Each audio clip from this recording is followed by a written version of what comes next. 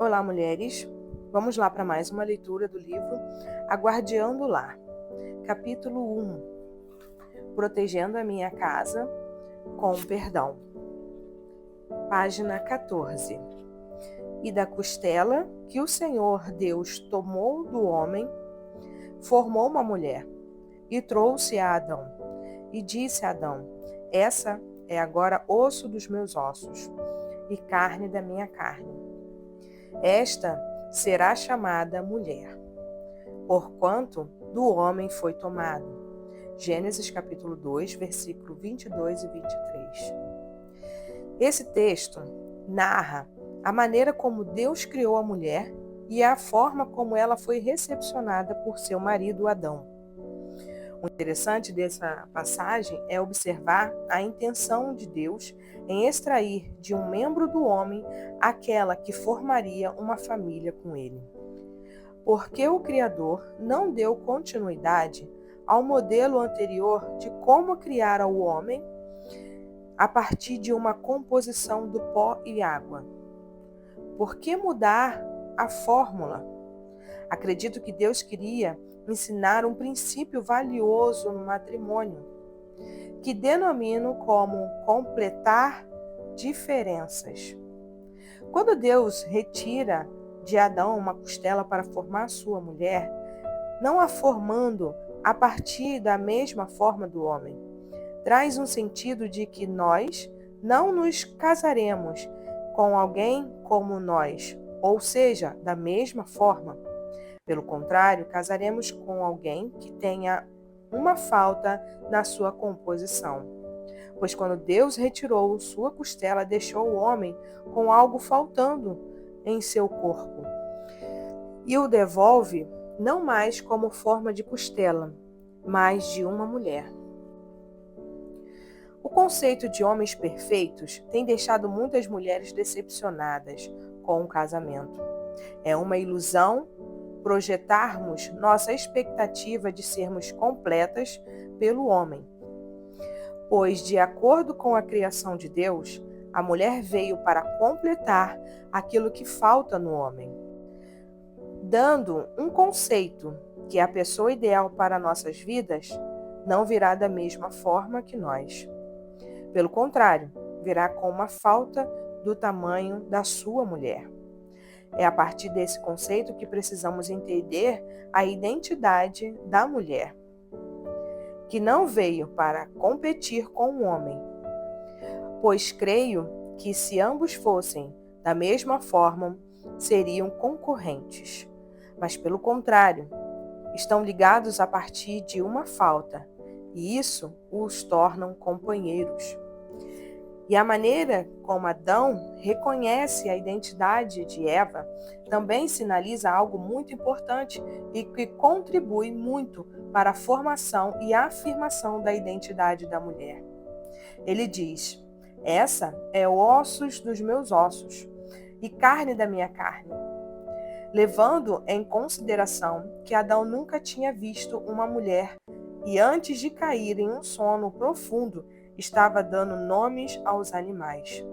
Seria muito normal que ele, após acordar do sono, achasse que Eva seria mais um animal que Deus desejava que ele nomeasse. No entanto, ele libera algo que somaria a formação da identidade daquela mulher, quando afirma que ela fazia parte dele, da sua carne, dos seus ossos, trazendo um sentimento de pertencer a Eva. E logo em seguida concluiu, trazendo mais uma definição, aplicando sobre ela o seu nome, ou o nome varoa. E o mais interessante de tudo é que quem deu identidade para Eva foi Adão, e não Deus, pois foi a partir da palavra de Adão, que Adão liberou sobre a vida dela, que sua identidade foi definida. O pertencer é algo de valor inestimável na construção da nossa identidade, pois é a partir dele que encontramos sentido para a nossa vida. Isso foi liberado para Eva através da afirmação do seu marido, nos levando a entender que a identidade da mulher é construída a partir do homem. E é justamente aí que vemos o ponto central de toda a desconstrução emocional, espiritual na vida das mulheres, pois no relacionamento de ambos, que de acordo com o princípio de tudo antes da queda seria para que se completassem, vemos o quadro devastador após a queda, onde aquele homem passa a acusá-la e não a reconhece mais como sua. Pelo contrário, se defende dizendo: essa mulher que o Senhor me deu. Antes do pecado era carne da minha carne. Depois do pecado, ele se refere a ela como alguém inserida na sua vida, e não como parte dela. E nesse momento começa a desconstrução da identidade daquela mulher a partir da desconfiguração do relacionamento de ambos com Deus. Hoje é bastante claro como esse fato do jardim tem se perpetuado geração após geração. Mulheres cada vez mais têm negado, por inúmeros motivos, a presença dos homens na sua vida e colhido os resultados disso. Na ausência da sua autoestima, muitas vezes com problemas psicoemocionais, até chegar na criação dos seus filhos, no que tange ao padrão do comportamento familiar, por ela exemplificado. Há pessoas que acreditam ser um exagero pensar que as dificuldades sentimentais de uma mulher podem repercutir negativamente no casamento dos seus filhos. Porém, essa é a pura realidade, visto que tudo o que somos, na essência, tem a ver com a escola familiar que tivemos. Nossos pais são nossos primeiros professores, portanto, grande parte da maneira como enxergamos a vida tem a ver com as lentes que eles construíram em nós a partir da convivência doméstica. A parábola da dracma perdida, no Evangelho de Lucas, capítulo 15, é um grande exemplo disso. Pesquisadores dizem que aquela dracma fazia parte de um arsenal de moedas que compunham o véu da noiva e que era dado como dote ao marido no dia do casamento. Ou seja, a perda daquela dracma tinha um valor sentimental e emocional que foi perdido dentro da casa. Aquela mulher não foi roubada, ela simplesmente perdeu algo de profundo valor no seio familiar. A convivência com os pais e a maneira como enxergamos a vida sentimental deles exerce muita influência na nossa identidade. Em alguns casos, principalmente quando se refere à mãe, que costumam dizer que é o primeiro grande amor das nossas vidas. Há mulheres que enxergam sua mãe como uma vida parecida com Agar, concubina de Abraão, que após o nascimento de Isaque foi despedida daquela casa com um cântaro de água e um pedaço de pão, sozinha no deserto com um filho para criar. Existem muitas mães com esse histórico de abandono.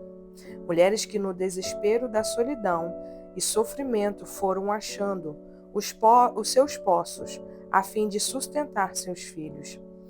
Na história bíblica, entendemos todo o contexto da situação, mas fato é que filhas que cresceram com esse tipo de histórico na vida de suas mães, vendo-as serem humilhadas, abandonadas, acompanhando a forma como precisaram se tornar independentes para sobreviver e faltamente discipularam suas filhas para serem assim, até mesmo achando que dessa forma as defenderiam de sofrer aquilo que elas sofreram em seu passado.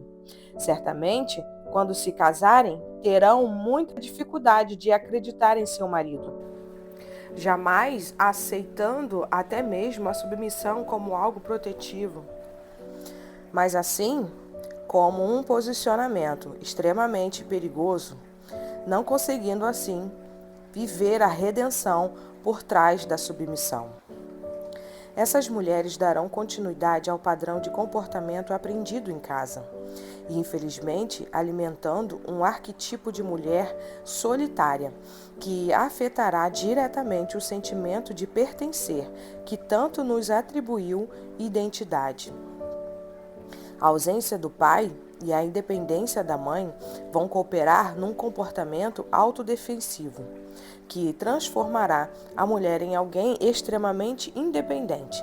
E quando casada, mesmo tendo uma convivência passiva, essa mulher, com suas atitudes, sempre mostrará para seu marido que não precisa dele, fazendo a todo momento uma projeção do seu pai nele como forma de compensar a dor somatizada com a sua mãe, sentida dentro deste histórico. O resultado disso são casamentos frustrados, pois como poderá haver um reconhecimento de que ambos se completam se infelizmente existe transferência e projeções do casamento dos pais na vida dos seus filhos?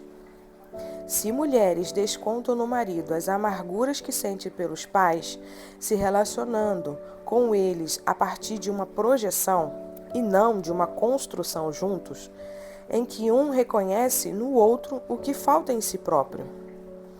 Muitas vezes querem ter uma voz ativa, mas predominante em casa, não permitindo que o homem assuma a sua posição de governo, porque assim pensam que estão se protegendo, vivendo uma vida na defensiva, competindo para sobreviver na relação.